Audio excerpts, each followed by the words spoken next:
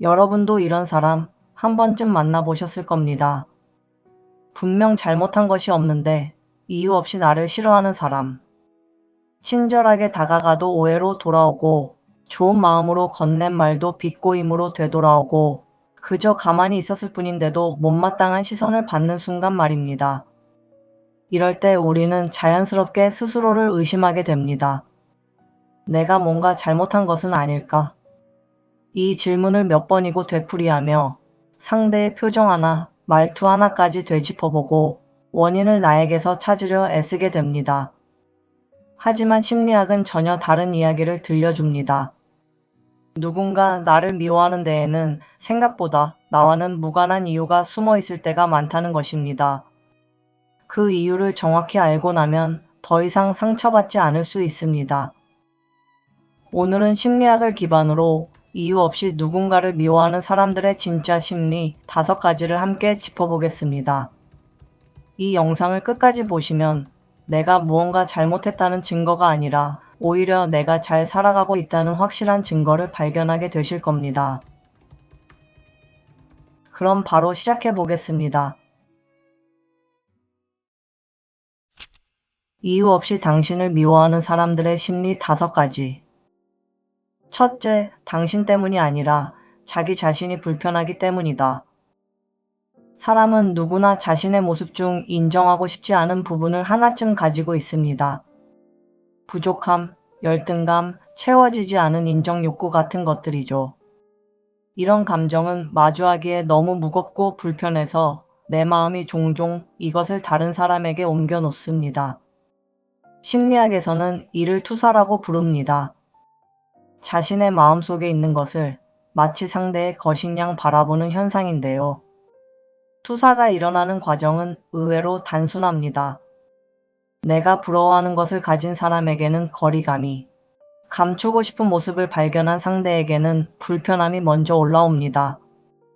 정작 본인은 감정의 뿌리가 자기 안에 있다는 것을 알아차리지 못한 채 상대가 문제라고 결론 내리게 되죠. 그래서 상대가 나를 미워하는 것처럼 보여도 실제로는 나를 보며 자신의 결핍을 떠올리고 있는 경우가 많습니다. 내가 편안하게 살아가는 모습이 누군가에게는 자신의 모자람을 비추는 거울이 되기도 하는 것입니다. 중년 이후에는 이런 투사가 더 짙어지는 시기이기도 합니다. 커리어, 관계, 건강, 경제적 여유 같은 삶의 결과물이 하나둘 눈에 보이기 시작하는데요. 자신이 원하던 모습과 지금의 모습 사이의 간극이 클수록 그 불편함을 다른 사람에게 투사하고 싶은 마음도 커지게 됩니다. 여기서 한 가지 질문을 스스로에게 던져보셔도 좋겠습니다. 지금 나를 불편하게 만드는 그 사람의 반응이 정말 나의 어떤 행동 때문이었는지, 아니면 그 사람 스스로의 마음속에서 시작된 것은 아니었는지 말입니다. 어쩌면 그 답은 내가 아니라 상대의 마음속에 있었을지도 모릅니다. 당신은 원인이 아니라 누군가의 거울이 되었을 수도 있는 것입니다. 둘째, 당신은 비교의 대상이 되었기 때문이다. 사람의 행복감은 절대적인 기준으로 만들어지지 않습니다.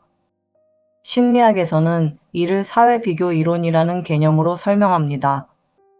사람은 자신의 삶을 그 자체로 평가하기보다 주변과 견주며 자신의 위치를 확인하려는 경향이 있어서 같은 조건이라도 누구와 비교하느냐에 따라 만족감이 달라진다는 것입니다. 특히 40을 지나 50을 넘어서는 시기에는 비교의 대상이 훨씬 구체적이고 촘촘해집니다. 경제력, 배우자, 자녀, 외모와 건강, 노후 준비, 인간관계까지 삶의 거의 모든 영역이 비교의 재료가 되죠. 인생의 중간 성적표를 받아드는 시기이기 때문에 그만큼 감정의 폭도 커지게 됩니다. 이런 비교가 반복되면 존경보다 질투가 먼저 자리를 잡는 경우가 많습니다. 배우고 싶다는 마음보다 나는 왜 저렇지 못할까 하는 마음이 앞서기 때문인데요. 질투는 그 자체로 불편한 감정이기에 사람은 이 불편함을 해소하려 상대를 깎아내리거나 멀리하는 방식을 선택하기도 합니다. 상대를 미워하는 것이 스스로의 부족함을 마주하는 것보다 심리적으로 훨씬 덜 고통스럽기 때문입니다. 여기에 더해 요즘의 비교는 훨씬 자주, 훨씬 가까이에서 일어납니다. 누군가의 일상이 손끝 하나로 펼쳐지는 시대이기 때문이죠. 잘 정돈된 순간들만 올린다는 것을 알면서도 마음은 그것을 상대의 일상 전체로 받아들이고 자신과 견주게 됩니다. 결국 누군가를 향한 미움은 그 사람 자체에 대한 감정이라기보다 비교가 만들어낸 감정일 때가 많습니다. 나의 모습이 문제가 아니라 그 모습이 상대의 마음속 잣대를 건드렸던 것뿐입니다. 혹시 지금 나를 불편해하는 그 사람이 최근 나와 자신을 견줄 만한 상황에 놓여 있지는 않았는지 조용히 떠올려 보셔도 좋겠습니다.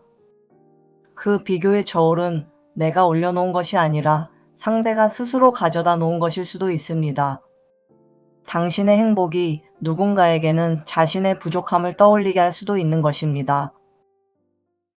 셋째, 상대는 이유를 찾는 것이 아니라 이유를 만들어낸다. 사람의 마음에는 한 번 내린 판단을 지키려는 강한 힘이 작용합니다. 심리학에서는 이를 확증 편향이라고 부릅니다.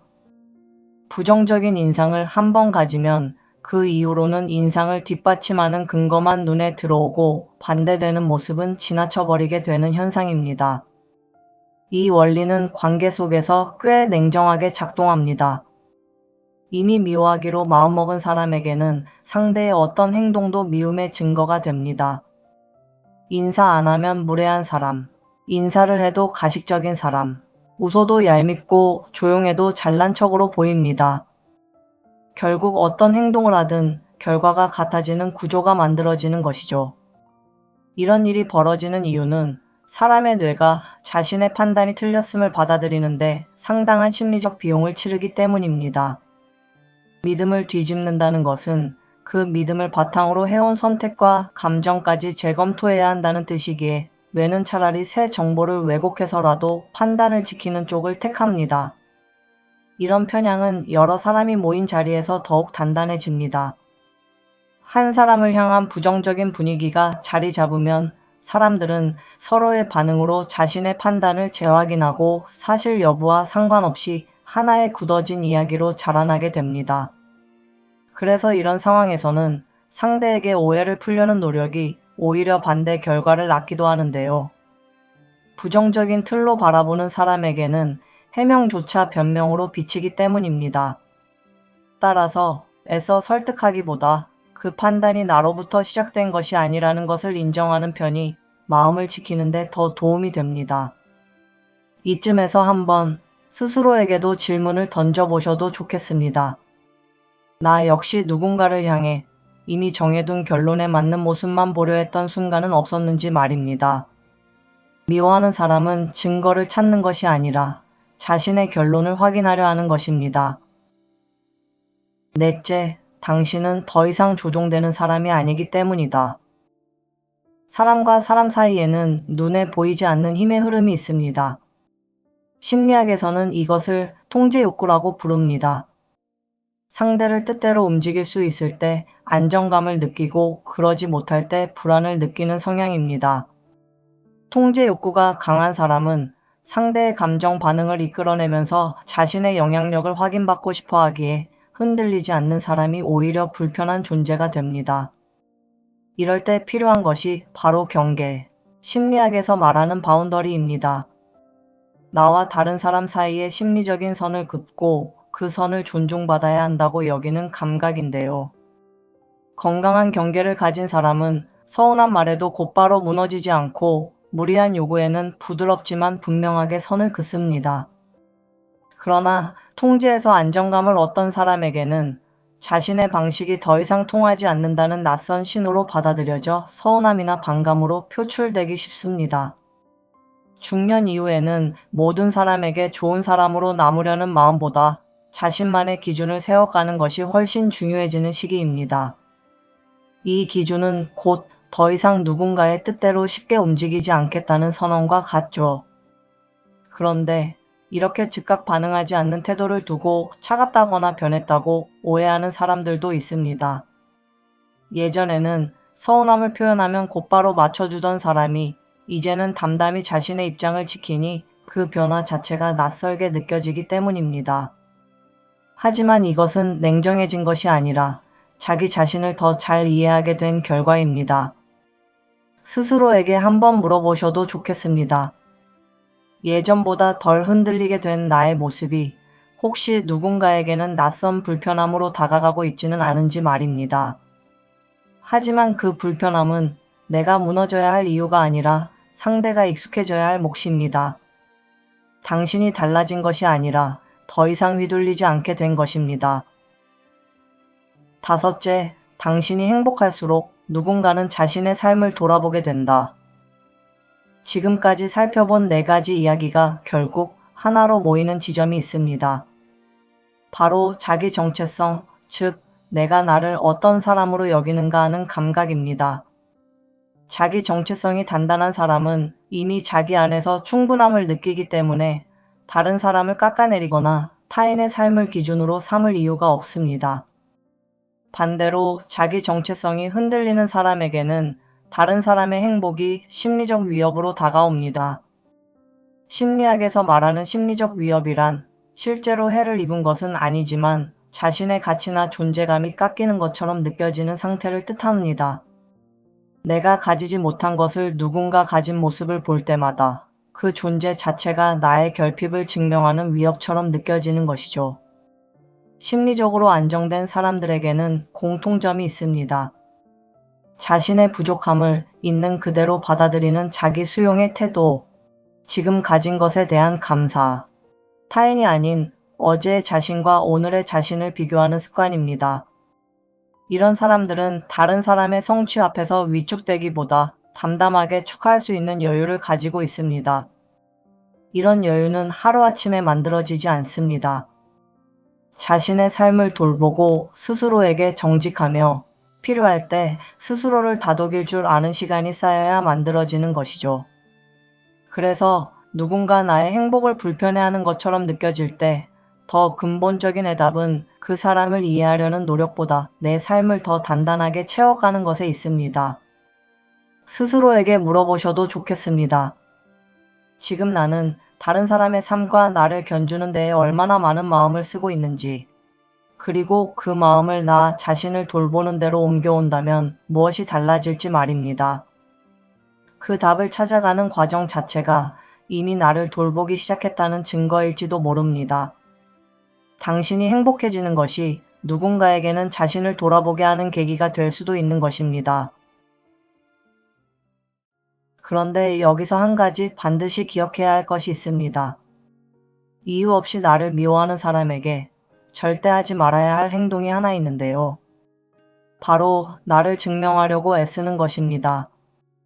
오해를 풀어보려고 조목조목 설명하거나 억울한 마음에 해명을 거듭할수록 상대는 그 모습조차 자신의 판단이 맞았다는 증거로 받아들이기 쉽습니다. 이미 마음을 정한 사람 앞에서의 설명은 설득이 아니라 에너지 소모입니다. 애쓸수록 오히려 더 만만하게 보이거나 더 집요한 공격의 빌미가 되기도 하죠. 그리고 여기에 하나 더, 그렇게 관계가 자연스럽게 멀어진 뒤에 찾아오는 외로움 때문에 예전처럼 다시 잘 지내보려고 그 관계로 돌아가지 않는 것입니다. 외로움은 잠시 스쳐가는 감정이지만 나를 이유 없이 미워했던 사람과의 관계는 시간이 지나도 크게 달라지지 않을 가능성이 큽니다. 잠깐의 외로움을 견디지 못해 되돌아간 관계는 결국 같은 상처를 한 번 더 반복하게 만들 뿐입니다. 당신을 굳이 증명할 필요는 없습니다. 당신을 알아봐주는 사람 앞에서만 당신을 설명하면 그것으로도 충분합니다. 오늘 함께 살펴본 5가지 다시 한번 짚어보겠습니다. 자기 자신이 불편해서, 비교의 대상이 되어서, 이유 없는 확신 때문에, 더 이상 휘둘리지 않아서, 그리고 당신이 행복해서. 결국 이유는 하나입니다. 당신 때문이 아니라는 것입니다. 당신이 이유 없이 미움받고 있다면 그건 당신이 잘못해서가 아니라 이미 그만큼 단단해졌다는 뜻입니다. 저도 이런 경험이 있습니다. 예전 회사에서 중간 관리자로 있을 때였는데요. 직속 상사에게 이유 없는 미움을 많이 받았습니다. 그분이 했던 말 중에 아직도 잊히지 않는 말이 있습니다. 넌 인생에 걱정거리가 없나 봐. 그러니까 맨날 실실 웃고 다니지. 그분과 팀원들 사이에서 좋은 분위기를 만들려고 애썼던 노력을 그분은 그렇게 받아들이셨습니다. 나중에 알고 보니 팀원들이 저와 더 가까워 보이는 것도, 임원분들이 저를 더 인정한다고 여긴 것도 그분에게는 불편했던 모양입니다. 저보다 더 높은 위치에 있으셨는데도 말입니다. 그리고 그 불편함은 결국 그분 스스로를 팀원들과 더 멀어지게 만드는 악순환으로 이어졌습니다. 그땐 참 속상하고 억울했지만 지나고 보니 그게 저의 문제가 아니었다는 걸 알게 되었죠. 여러분도 혹시 이런 경험 있으신가요? 그렇다면 이미 아실 겁니다. 그런 사람 앞에서 아무리 애써도 소용없다는 것을 말입니다. 가장 중요한 것은 미움받지 않으려고 모든 사람에게 사랑받으려는 삶을 살지 않는 것입니다. 나를 이해하지 못하는 사람의 마음을 애써 돌리려 하기보다 나를 이해해주는 사람들과 함께 걸어가는 시간을 더 많이 만들어 가시길 바랍니다. 그것이야말로 흔들리지 않는 나 자신으로 살아가는 가장 확실한 방법입니다. 이 영상이 도움이 되셨다면 구독과 좋아요로 응원해주세요. 여러분의 그 응원 하나하나가 더 좋은 영상을 만드는 데 큰 힘이 됩니다. 당신의 행복한 삶을 위해 공감본부가 함께합니다. 감사합니다.